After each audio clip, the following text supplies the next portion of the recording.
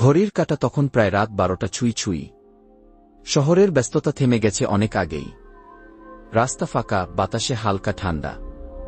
দুই বন্ধু আরিফ ও সুমন দূর গ্রামে একটি অনুষ্ঠান শেষে বাড়ি ফিরছিল বাইকে। কবরস্থানের পাশ দিয়ে যাওয়ার সময় হঠাৎ তারা দেখতে পেল রাস্তার এক কোণে বসে আছে একজন অচেনা সুন্দরী নারী। পরনে লাল বেনারসি শাড়ি, মাথাভর্তি সিঁদুর, গায়ে গয়না, চোখে জল।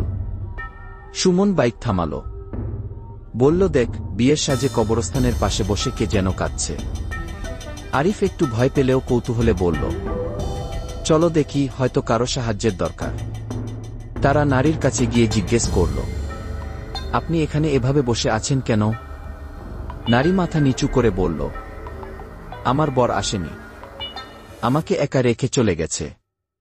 তার গলার স্বর ছিল খুব গভীর আর ঠান্ডা। ঠিক তখনই প্রবলভাবে বাতাস বয়ে গেল, আশপাশের গাছে অদ্ভুত এক শব্দ হতে লাগল।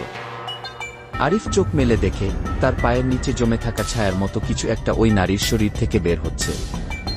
কে এই নারী? কেন সে কবরস্থানের পাশে? জানতে হলে পরের পর্বটি দেখুন।